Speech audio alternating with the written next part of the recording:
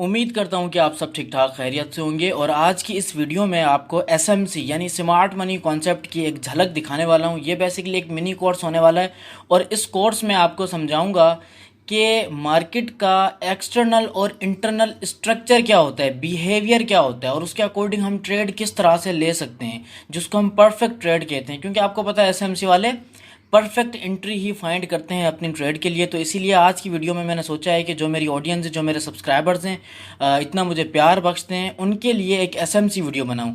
चलें जी, वीडियो को स्टार्ट करते हैं। अब मैं आ चुका हूं, एक्सआरपी का ग्राफ हमारे सामने बिल्कुल भी नहीं है, मतलब ट्रेडिंग व्यू का प्लान पेज है। अब मैं आपको समझाना चाहूँगा सबसे पहले कि आप चाहते कैसा हो, ठीक है, और फिर होता क्या है। मैं आपको दिखाऊं मार्केट करती क्या है, मैनिपुलेट किस तरह से करेगी, ट्रैप किस तरह से करेगी। अब मैं आपको सिंपली अब देखें, जब मैं बिगनर था या इवन आप भी अब जो बिगनर लोग हैं मेरी वीडियो देख रहे हैं, वो क्या चाहते हैं कि मार्केट कुछ यूं जाए, यूं जाने के बाद थोड़ा सा डिप लेने के बाद अगेन ऊपर चली जाए, ठीक है।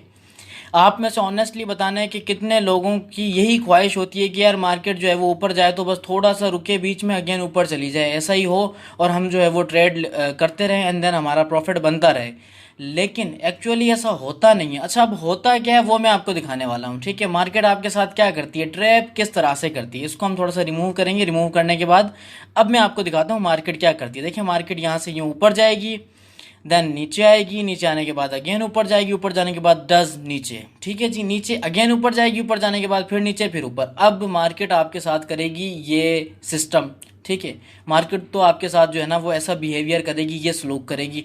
और अब जो बिगनर बंदा है वो कहेगा यार ये क्या है। अब बिगनर बंदे को समझ में ही नहीं आएगा कि ये ट्रेंड कौन सा है, ये स्ट्रक्चर क्या है। मैं आपको दिखाता हूँ। अब अगर हम यहाँ से इसको आइडेंटिफाई करें तो बिगनर लेवल बंदों को लगेगा कि यार यहाँ से तो मार्केट नीचे जा रही है, क्योंकि थोड़ा ऊपर जा रही थी, अगेन मार्केट बहुत ज़्यादा नीचे आ गई, मार्केट ने डिप दिया है यहाँ पे, तो हो सकता है मार्केट तो डाउन चली जाएगी, यही बात है ना। लेकिन ऐसा नहीं है। अब ये मार्केट अप ट्रेंड में है लेकिन ये इंटरनली है, ठीक है जी। अब ये जो बीच में इतना बड़ा डिप आया है ना, ये क्यों आया है ये मैं इंशाल्लाह आपको ग्राफ पे समझाऊंगा। यहाँ पे सिर्फ मैं आपको एग्जांपल्स दे रहा हूँ। फाइनली ये है तो अप ट्रेंड, लेकिन ये बीच में इतना बड़ा डिप आया है, ये क्यों आया है, अब यही सोचने वाली बात है ना। ये आपको ग्राफ पे चल के आपके जितने भी कन्फ्यूजन है वो दूर करता हूँ।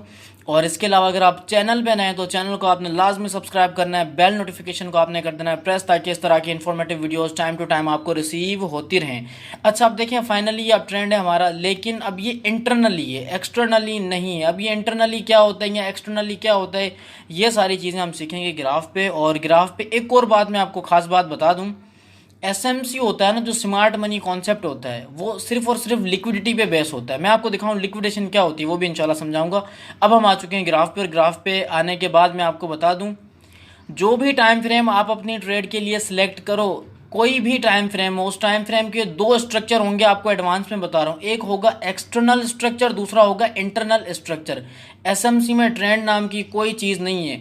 अगर स्ट्रक्चर अपवर्ड है तो हम उसको अपवर्ड की तरफ जो है वो उसको हम मैप करेंगे, एंड देन अगर वो डाउन ट्रेंड है तो हम डाउन ट्रेंड के अकॉर्डिंग उसको मैप करेंगे, या फिर हम हॉरिजेंटली भी उस स्ट्रक्चर को डिफाइन कर सकते हैं। अब मैं आपको एक चीज़ दिखाऊंगा, 1 आवर का टाइम फ्रेम है। सबसे पहले हम एक्सटर्नल ट्रेंड को या स्ट्रक्चर को मैप करेंगे। किस तरह से मैप करेंगे मैं आपको दिखाता हूँ।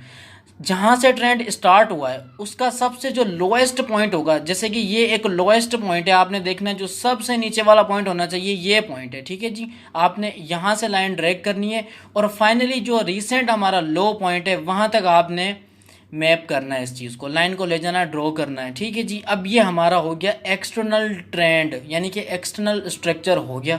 अब हम इंटरनली भी चेक करेंगे, ठीक है जी। अब देखें, ये इंटरनली हमारा ट्रेंड है और ये भी अपवर्ड की तरफ है, ठीक है जी। एक्सटर्नली भी हम अपवर्ड में है और इंटरनली भी हम अपवर्ड की तरफ ही है। मार्केट का स्ट्रक्चर आपको समझ में आ रहा है, ठीक है। और हम लोग यहाँ पे अब एक गलती करते हैं। गलती क्या करते हैं, हम हमेशा जब ग्राफ हमारे सामने आता है हम क्या करते हैं, किसी भी ट्रेंड को आइडेंटिफाई करते हैं तो इंटरनली आइडेंटिफाई करते हैं, एक्सटर्नली हम भूल जाते हैं। बेसिकली स्ट्रक्चर होता ही एक्सटर्नली है।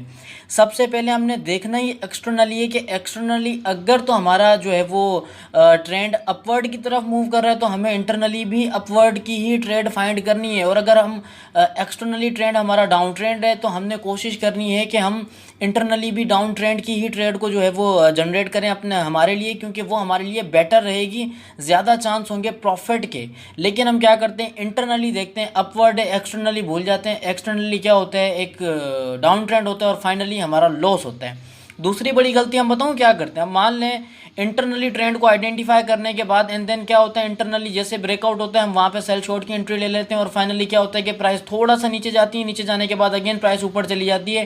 डज यहाँ पे क्या हुआ, हमारा लॉस, लिक्विडेशन हो जाएगी। यहाँ पे इंटरनली जो कुछ भी होता है ना मेरे भाई, वो सिर्फ और सिर्फ लिक्विडिटी ग्रैब करने के लिए ही किया जाता है और ये स्पेशली फ्यूचर्स ट्रेडर्स के लिए होता है, इसका स्पोर्ट वालों से कोई ताल्लुक नहीं है। दैट मीन्स कि इंटरनली जो भी हो रहा है वो लिक्विडिटी पूल है, आपको ट्रैप किया जा रहा है, आपको फंसाया जा रहा है, यही बात है। लेकिन अगर आप इंटरनली भी अच्छी ट्रेड फाइंड करना चाहते हैं तो आपने देखना है, आपने एक्सटर्नल स्ट्रक्चर को माइंड में रखते हुए ही फाइनली आपने अपने लिए ट्रेड बनानी है। ये एक मॉड्यूल है ट्रेडिंग का, अगर आप इसको फॉलो करोगे तो आपको प्रॉफिट होगा। अब देखिए यहाँ पे रेजिस्टेंस थी और इंटरनली रेजिस्टेंस थी, प्राइस इसके बीच में फ्लक्चुएट करते हैं, फाइनली यहाँ से ब्रेकआउट कर गई, इंटरनल स्ट्रक्चर को ब्रेकआउट किया है, ठीक है। लेकिन अगेन यहाँ पे क्या हुआ कि जिन लोगों ने इंटरनल स्ट्रक्चर के ब्रेकआउट पे सेल शॉर्ट किया था उनके तो मेरे भाई स्टॉप लॉस हिट होंगे। क्यों? क्योंकि एक्सटर्नल स्ट्रक्चर अभी बाकी है, प्राइस एक्सटर्नल स्ट्रक्चर पे आई, वहाँ पे पुल बैक देके अगेन ऊपर चली गई, क्योंकि मेन चीज़ है ही एक्सटर्नल स्ट्रक्चर और एक्सटर्नल स्ट्रक्चर यहाँ पे अप ट्रेंड में था। लेकिन क्या हुआ, अब जिन लोगों को नहीं पता था उनको लगा कि बस यही एक लाइन है हमारी इंटरनल स्ट्रक्चर की और यहाँ से ब्रेकआउट हुआ है, ब्रेकआउट होने के बाद फाइनली सेल शॉर्ट यहाँ से ले लो। ये है हमारी सबसे बड़ी गलती। और ये इंटरनली आपको जितने भी स्ट्रक्चर मिलते हैं, जितने भी ट्रेंड मिलते हैं ना, तो मेरे भाई ये सिर्फ और सिर्फ ट्रैप होता है। किसका ट्रैप होता है? ये बड़े बड़े इंस्टीट्यूशंस का, बैंक्स का, हेज फंड्स का ये ट्रैप होता है। आपको लगता है कि आप ये जो चार्ट पैटर्न्स बनाते हो, आप ये जो इतने जोन बनाते हो, इतनी सारी चीज़ें करते हो, आपको लगता है कि ये सिर्फ आपको आती हैं। जो हेज फंड्स हैं या जो इंस्टीट्यूशंस हैं उनको कुछ भी नहीं आता, वो ऐसे ही चने बेचने के लिए बैठे हुए हैं।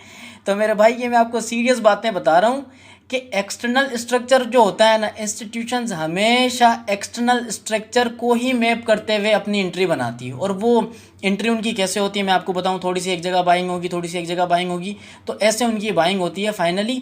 और जो आप इंटरनली ट्रेड करते हैं ना, वो समहाउ आपको लॉस दे सकती है अगर आप ट्रेंड के खिलाफ करेंगे तो, ठीक है। लेकिन अगर आप ट्रेंड के साथ ड्राइव करेंगे तो आपका प्रॉफिट हो सकता है। एग्जाम्पल मैं आपको यहाँ पे दिखा रहा हूँ। अब देखें, अप ट्रेंड था, इंटरनली अगर आप एंट्री बनाते अपनी, यहाँ पे आपको 300 पॉइंट्स का प्रॉफिट बन सकता था। ये प्राइस रेंज मैंने टूल यूज़ किया इसीलिए मैप करने के लिए आपको दिखाया कि यहाँ पे 300 पॉइंट्स का प्रॉफिट हो सकता था। क्यों? क्योंकि यहाँ पे एक्सटर्नली भी मार्केट का स्ट्रक्चर अपवर्ड की तरफ है, इंटरनली भी अपवर्ड की तरफ है। दैट मीन्स कि ये हो गया मल्टीपल कंफर्मेशन ट्रेड के लिए। हाँ, इसके अलावा प्राइस एक्शन को भी हम यूज़ करेंगे कंफर्मेशन के लिए, वो एक अलग बात है।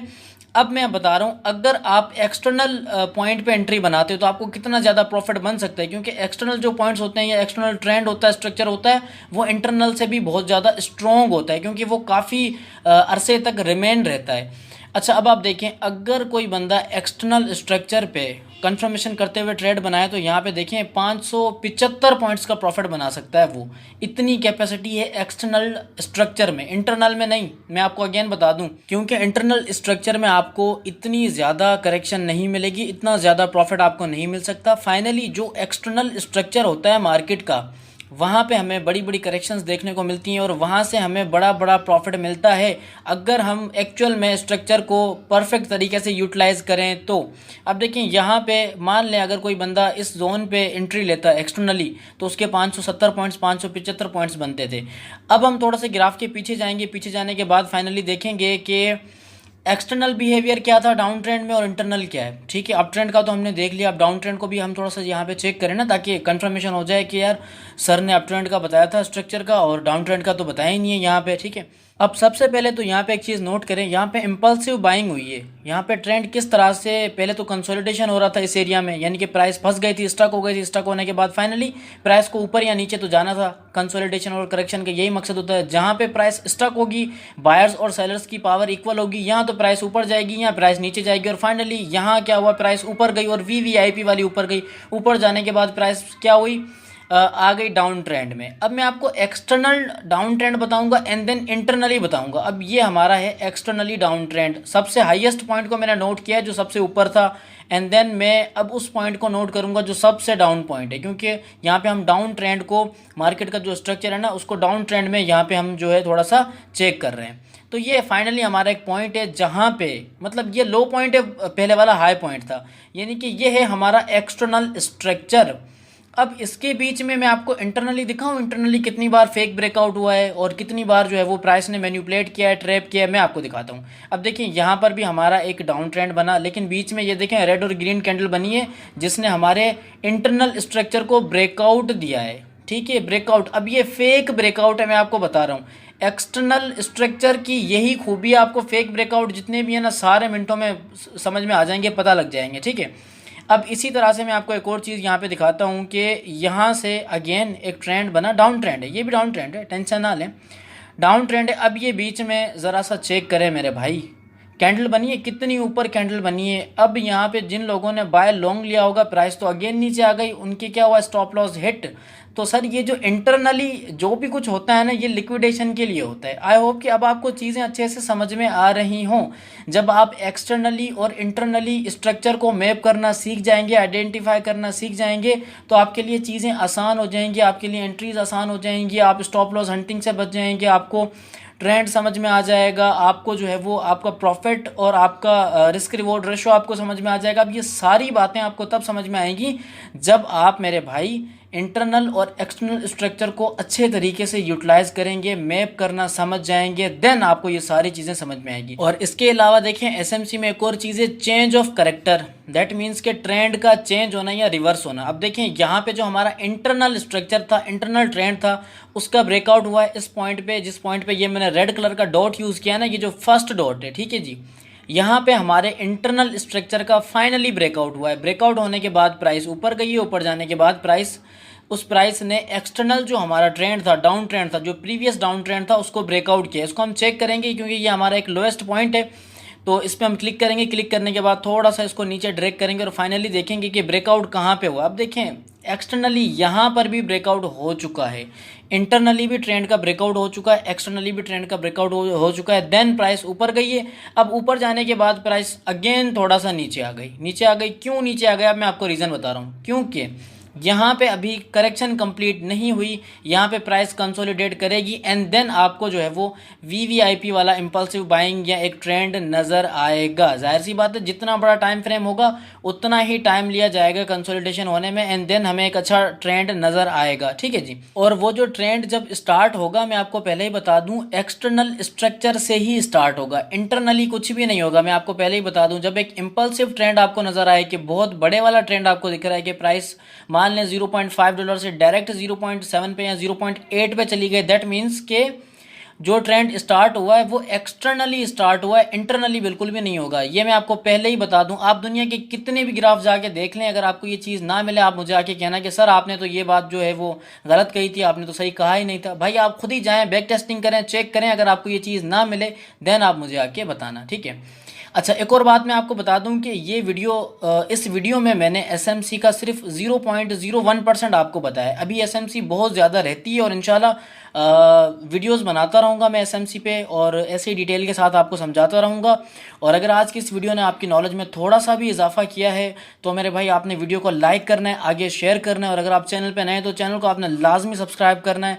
तो आज के लिए इतना ही, मिलेंगे नेक्स्ट वीडियो में, तब तक के लिए खुदा हाफिज़।